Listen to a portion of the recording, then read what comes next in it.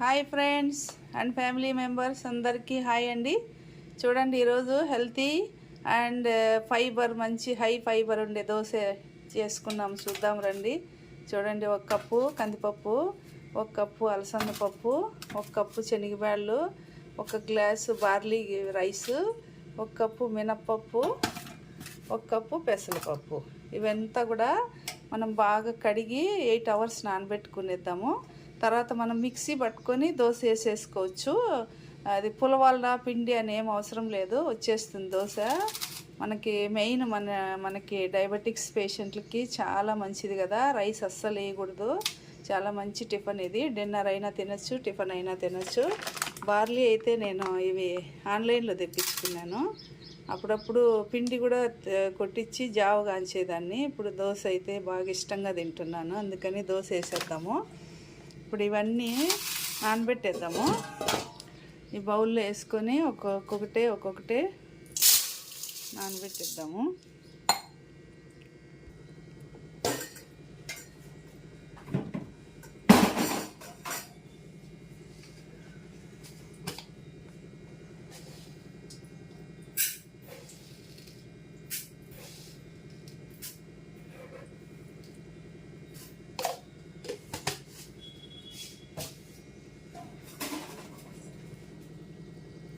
చూడండి, మెంతులు వేసేద్దాము. ఇప్పుడు ఇవి బాగా శుభ్రంగా 3-4 సార్లు కడిగి ఫిల్టర్ నీళ్ళు పెట్టి పెట్టేద్దాము.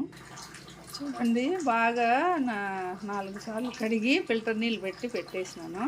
ఇంకొక 8 అవర్స్ నాననిద్దాము. బాగా నానితే మళ్ళీ మీకు దోశ వేసేటప్పుడు చూపెడతాను.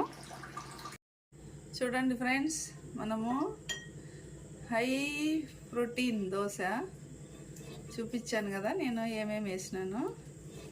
ఇప్పుడు దోశ వేసుకునేద్దాము. ఎట్లా ప్రిపేర్ అవుతుందో చాలా బాగుంటుంది దోశ.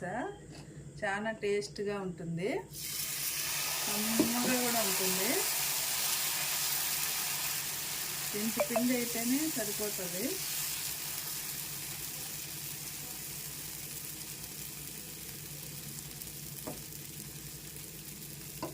చూద్దాం.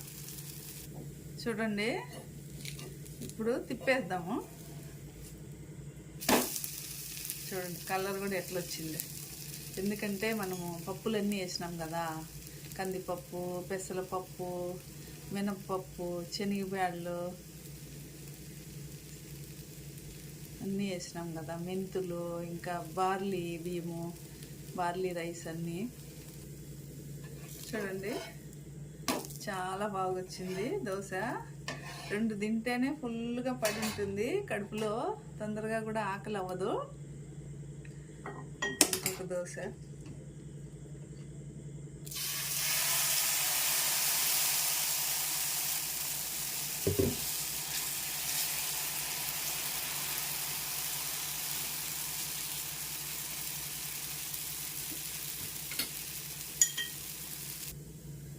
చూడండి, రెండో దోశ కూడా కాలిపోయింది.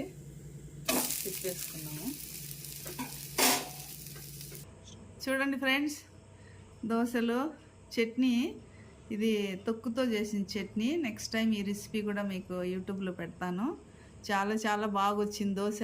రండి తినేద్దాము. వీడియో నచ్చినట్లయితే సబ్స్క్రైబ్ చేయండి, షేర్ చేయండి, లైక్ చేయండి.